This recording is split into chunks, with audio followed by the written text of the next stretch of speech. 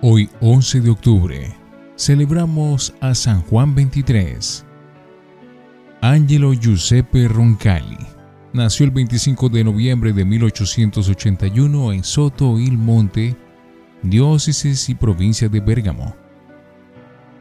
El cuarto de 13 hermanos. Ese mismo día fue bautizado en la parroquia bajo la guía del excelente sacerdote don Francesco Rebusini.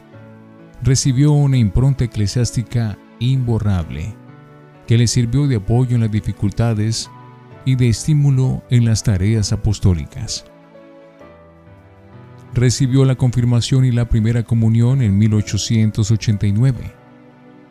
En 1892 ingresó en el seminario de Bérgamo, donde estudió humanidades, filosofía y hasta el segundo año de teología.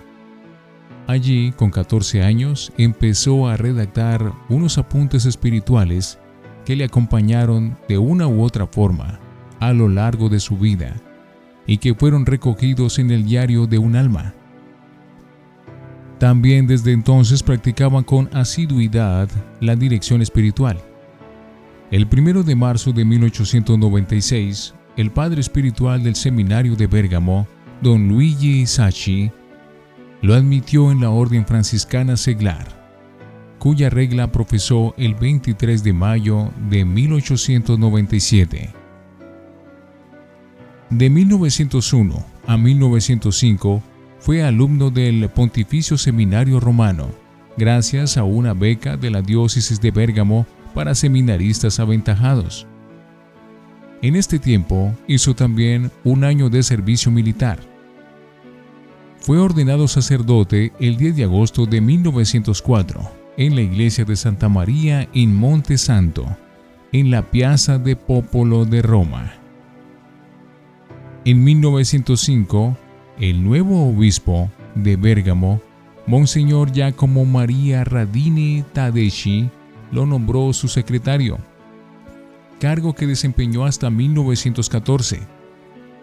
Acompañando al obispo en las visitas pastorales y colaborando en múltiples iniciativas apostólicas, sínodo, redacción de la publicación mensual, la Vita Diocesana, peregrinaciones, obras sociales. También era profesor de historia, patrología y apologética en el seminario. En 1910, en la reordenación de los estatutos de la Acción Católica, el obispo le confió la sección quinta, las mujeres católicas. Colaboró en el Diario Católico de Bérgamo. Fue predicador asiduo, profundo y eficaz. Durante estos años tuvo la oportunidad de conocer en profundidad a los santos pastores San Carlos Borromeo, del que publicó las actas de la visita apostólica realizada a Bérgamo en 1575. San Francisco de Sales y el entonces beato Gregorio Barbarigo. Fueron años en los que adquirió una gran experiencia pastoral al lado del obispo, Monseñor Radini Tadeschi. Cuando murió el obispo en 1914, don Angelo siguió como profesor del seminario y dedicándose a las diversas actividades pastorales, sobre todo la asociativa. Cuando en 1915 Italia entró en la guerra, fue movilizado como sargento de sanidad. El año siguiente pasó a ser capellán castrense en los hospitales militares de retaguardia y coordinador de la asistencia espiritual y moral a los soldados. Al terminar la guerra, fundó la Casa del Estudiante, dedicada a la pastoral estudiantil. En 1919 fue nombrado director espiritual del seminario. En 1921 comenzó la segunda parte de su vida, al servicio de la Santa Sede. Llamado a Roma por Benedicto XV como presidente para Italia del Consejo Central de la Pontificia Obra para la Propagación de la Fe, recorrió muchas diócesis italianas para organizar los círculos misioneros. En 1925, Pío XI lo nombró visitador apostólico para Bulgaria, elevándolo al episcopado con el título de Areópolis, eligió como lema episcopal Obedientia ex Pats, programa que siempre le acompañó. Ordenado obispo el 19 de marzo de 1925 en Roma, marchó a Sofía el 25 de abril. Nombrado posteriormente primer delegado apostólico, estuvo en Bulgaria hasta finales de 1934, visitando las comunidades católicas, cultivando relaciones respetuosas con las demás comunidades cristianas. Actuó con solicitud caritativa durante el terremoto de 1928. Sufrió en silencio incomprensiones y dificultades en un misterio caracterizado por la pastoral de pequeños pasos. Se perfeccionó en la confianza y el abandono a Jesús crucificado. El 27 de noviembre de 1934 fue nombrado delegado apostólico en Turquía y Grecia. El nuevo campo de trabajo era vasto y la Iglesia Católica estaba presente en muchos ámbitos de la joven República Turca, que se estaba renovando y organizando. Su ministerio con los católicos fue intenso y se distinguió por un talante de respeto y diálogo con el mundo ortodoxo y musulmán.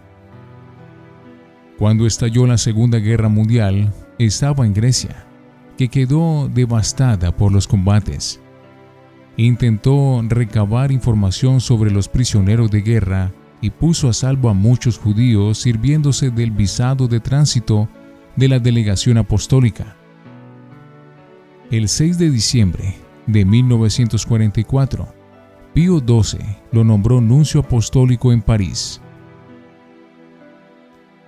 Durante los últimos meses de la contienda y los primeros de la paz, ayudó a los prisioneros de guerra y se preocupó por la normalización de la organización eclesiástica de Francia. Visitó los santuarios franceses, participó en las fiestas populares y en las manifestaciones religiosas más significativas.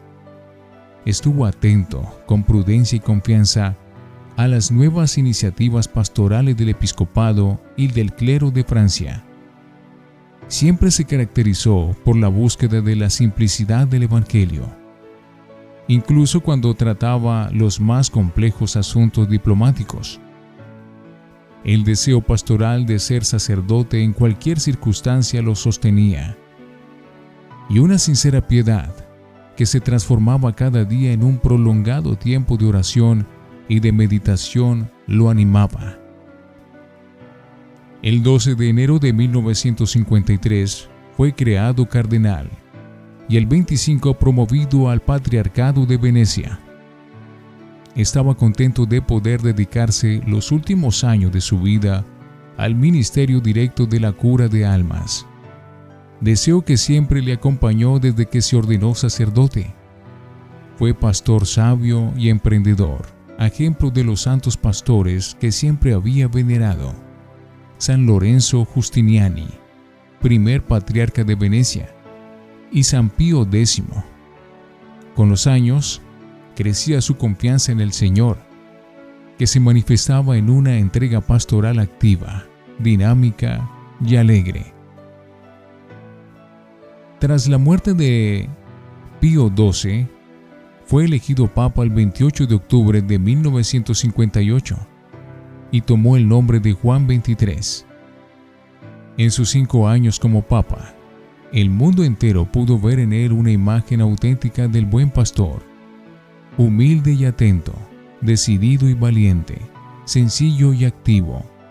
Practicó los gestos cristianos de las obras de misericordia corporales y espirituales, visitando a los encarcelados y a los enfermos, acogiendo a personas de cualquier nación y credo, comportándose con todos con un admirable sentido de paternidad.